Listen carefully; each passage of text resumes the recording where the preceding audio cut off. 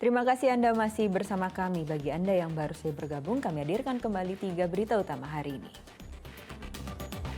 Berteduh di bawah pohon, 3 warga Kota Prabu Muli tersambar petir. 1 orang meninggal dunia. Terlibat tawuran di Jalan Yusuf Singadekane, Palembang, nyawa seorang remaja berusia 19 tahun melayang sia-sia. Rayakan Tahun Baru Imlek, warga Tionghoa di Palembang percaya Tahun Naga Kayu membawa keberuntungan dan rezeki berlimpah.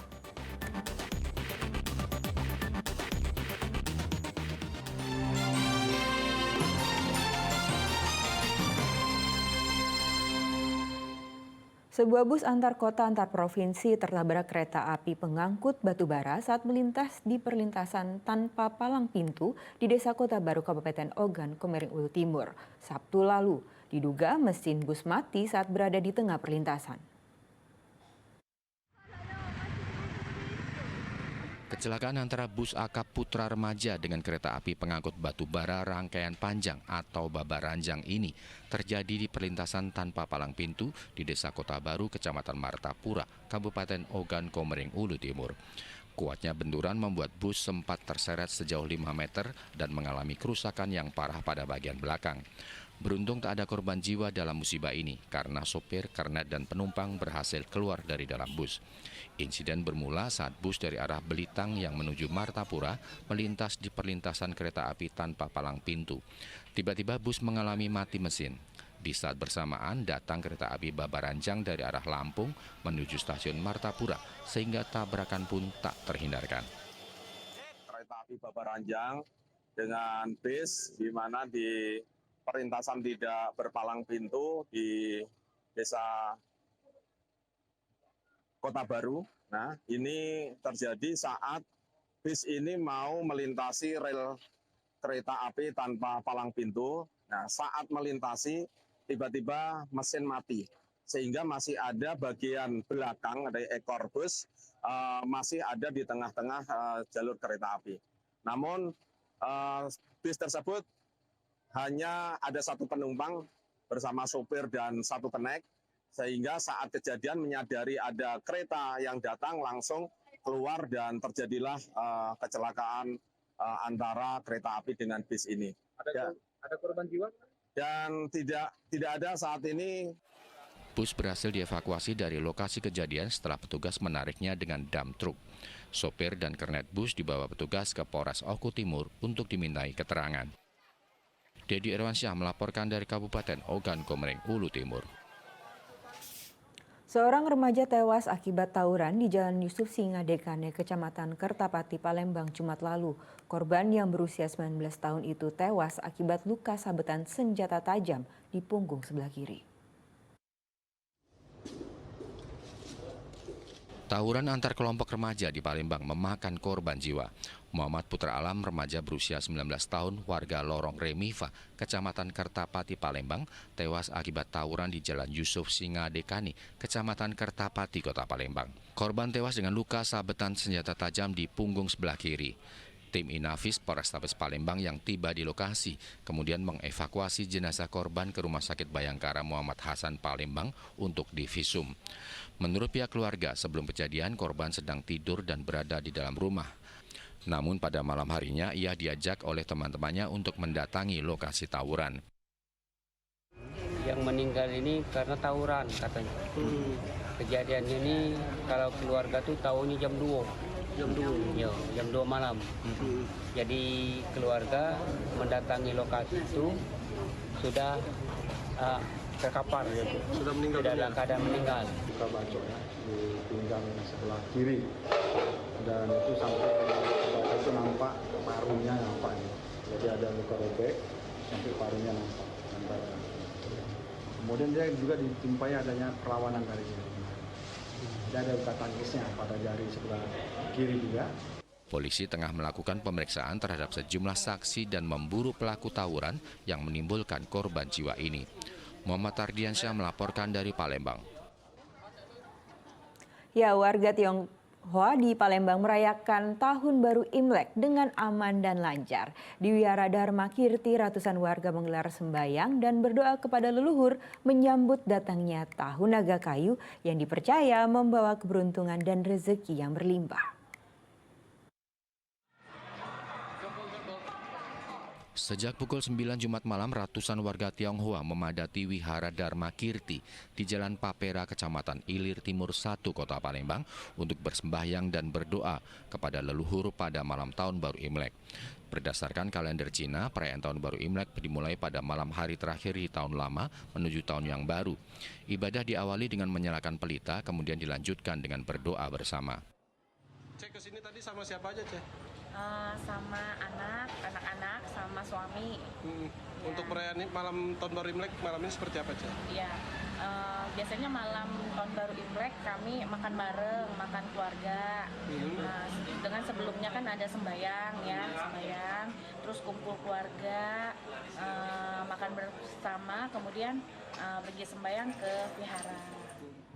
Menurut Ketua Panitia Imlek, 200 umat Tridharma melaksanakan ibadah malam Imlek. Iya, itu sembahyang puja bakti kita juga, dan juga ada penyalaan pelita. Kita ada ngidepi sekitar 250 sampai 300 pelita tadi di depan.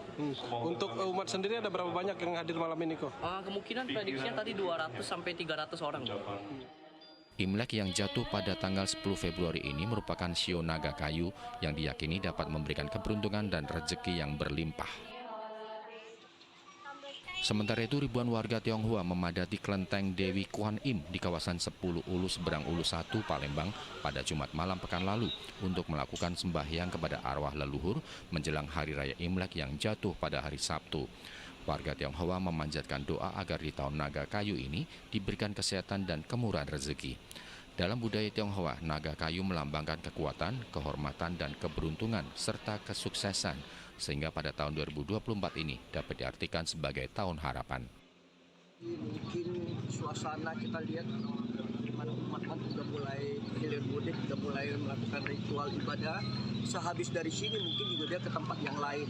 Jadi mereka bergantian berurut-urutan dari sini, mungkin ada ke kelenteng-kelenteng yang lain sampai memasuki fase jam 12 malam dini hari.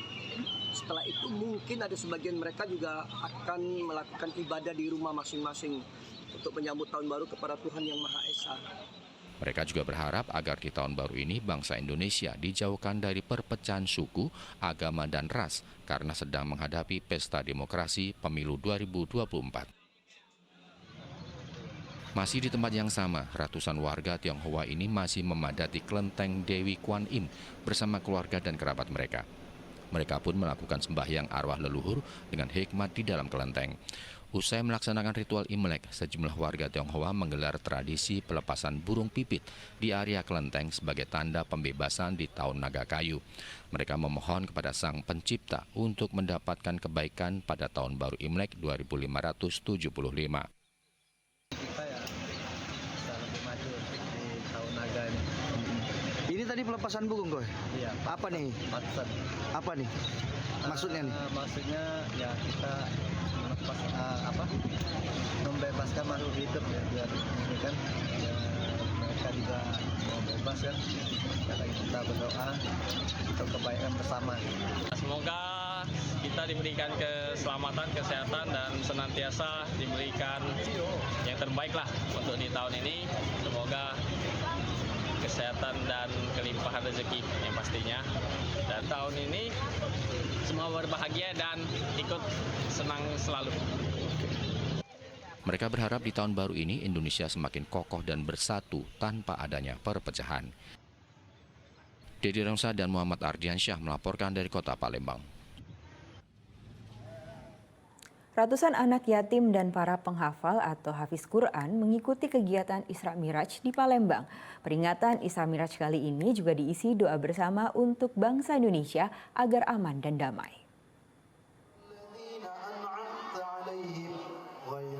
Yayasan Zal Jalali Wal Ikram Palembang menggelar peringatan Isra Miraj tahun 1445 Hijriah. Kegiatan ini diikuti oleh ratusan anak yatim dan para penghafal atau hafiz Quran yang ada di kawasan Talang Kelapa, Palembang.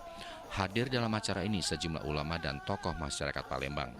Selain diisi berbagai acara seperti pentas seni, selawat dan ceramah ustadz, peringatan Isra Mi'raj ini juga diisi dengan doa bersama untuk bangsa Indonesia agar aman dan damai.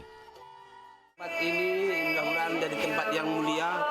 Di hari-hari yang seperti ini, alhamdulillah ingat Nabi Muhammad, ingat peringatan sejarah Isra Mi'raj Nabi Muhammad, tapi diukir dengan sebuah gedung yang seperti ini.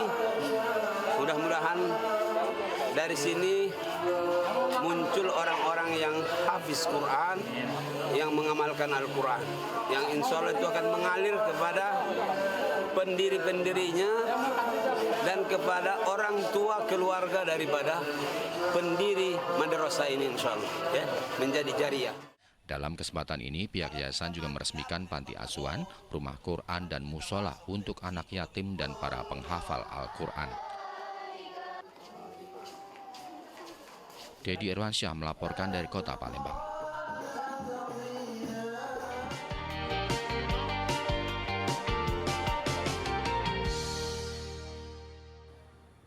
Laporan tersebut mengakhiri berita Palembang hari ini. Saya Nadia Kartika, berterima kasih atas perhatian dan kebersamaan Anda. Selamat beraktivitas dan sampai jumpa.